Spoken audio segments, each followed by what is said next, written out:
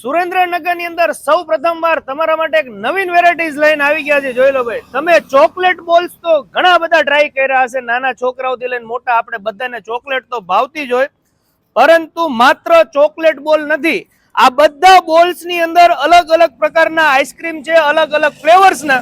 ચાલો આપણે એક બોલ્સ લઈ અને ટ્રાય કરીએ અને જોવી આની અંદરથી કયો ફ્લેવર નીકળે છે.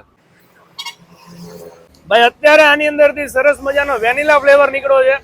આવી રીતે અહીંયા તમને 15 થી પણ વધારે વેરાયટીઝ ના નેચરલ અને રેગ્યુલર આઈસ્ક્રીમ ના ફ્લેવર આ ચોકલેટ બોલ્સ ની અંદર મળી રહેવાના છે.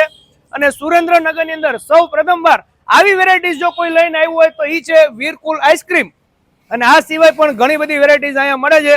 સ્પેશિયલ સમર ની અંદર, આ ગરમી ની અંદર તમને એકદમ ઠંડા કરી દેવાના છે. ચાલો તમને બધી વેરાયટીઝ બતાવી દઈએ. તેમજ તમે જો અહીંયા જાઓ ને તો સ્પેશિયલ આમનો કોલ્ડ કોકો ટ્રાય કરવાનો ભૂલતા નહીં. જો તમે ચોકલેટ લવર્સ હોય તો. ને સેકન્ડ આઈટમ આપણે ટ્રાય કરી હતી સ્પેશિયલ થિક શેક ની અંદર બિસ્કોપ થિક શેક. ભાઈ અલગ જ લેવલનો ટેસ્ટ છે. 100% હું રેકમેન્ડ કરું છું કે આ આઈટમ ટ્રાય કરવાનું ભૂલતા નહીં. સાથે તમને ટ્રિપલ સન્ડે આઈસ્ક્રીમ, નેચરલ ની અંદર જામુન કુલ્ફી, મેંગો કુલ્ફી અને તમને અહીંયા ચીકુ કુલ્ફી પણ મળી રહેશે. આ સિવાય પણ ઘણી બધી વેરાયટીઝ ની કેન્ડી તમને મળી રહેવાની છે. આ સિવાય પણ તમારે જો ફેમિલી પેક આઈસ્ક્રીમ જોતા હોય તો તેમાં પણ તમને ઘણા બધા ફ્લેવર્સ મળી રહેવાના છે. અને વાત કરી દઈએ આઈસ્ક્રીમ ની તો માત્ર 20 રૂપિયાથી શરૂઆત થઈ જાય છે. તમને ઘણા બધા ઓપ્શન્સ આઈસ્ક્રીમ ના પણ મળી રહેવાના છે. અને આ બધી વસ્તુ તમને રિટેલ અને હોલસેલમાં પણ મળી રહેશે.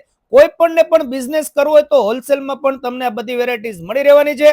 આ સિવાય તમને અહીંયા લસ્સી પણ મળી રહેશે, શ્રીખંડ, મટ્ટોન, કેરીનો રસ. વાત કરી દે એડ્રેસની તો કુંતુના દેરાસર ચોક થી જ્યારે તમે મુરલીધર આઈસ્ક્રીમ બાજુ જાઓ છો ત્યાં મુરલીધર આઈસ્ક્રીમ થી થોડાક જ આગળ તમને ડાબા હાથ ઉપર જ આ વીરકુલ આઈસ્ક્રીમ ની શોપ જોવા મળી રહેશે. તો ફેમિલી સાથે, મિત્રો સાથે વિઝિટ કરવાનું ભૂલતા નહીં અને ટ્રાય કરીને કહેજો કે તમને આમની બધી આઈટમ્સ કેવી લાગી હતી.